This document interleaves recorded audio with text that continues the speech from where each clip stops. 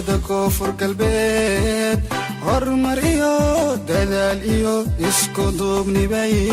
muujiyeen duniyadu way ammaantay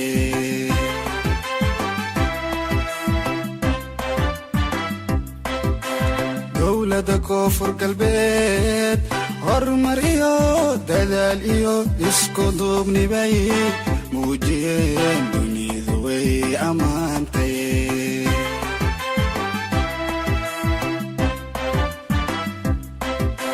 dowlada koonfur galbeed xilalkiyo